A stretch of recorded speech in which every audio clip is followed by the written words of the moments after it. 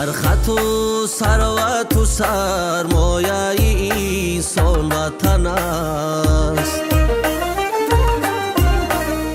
در کتاب است که از گوشه ما وطن است.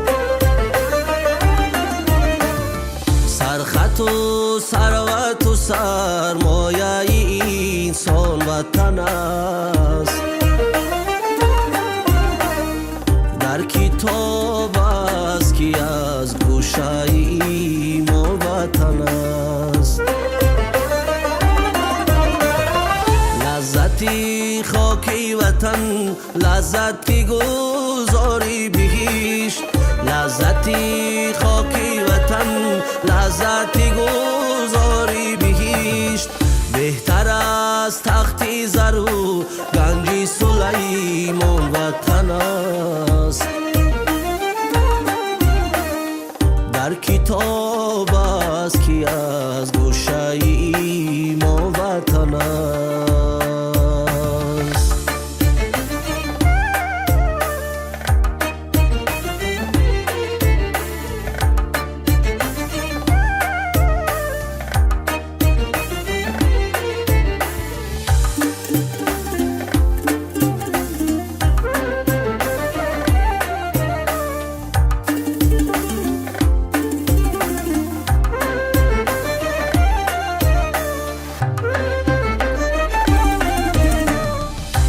وطن میشوی آواره و بیچاره و زار.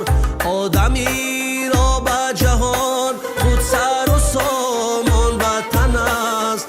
آدمی را به جهان خود سر و سامان وطن است.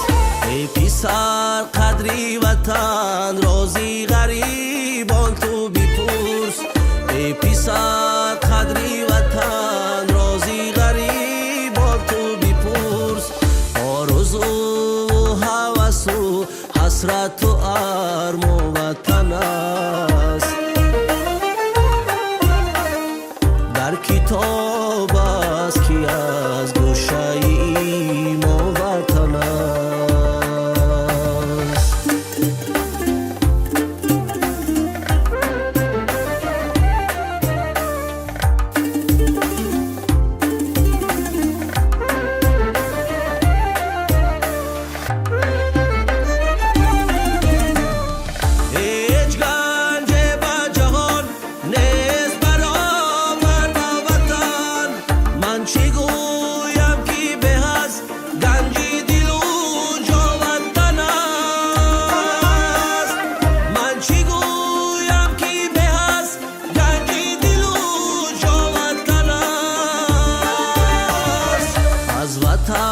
روی نگردان که نگرداند روی. از وطن روی نگردان که نگرداند روی.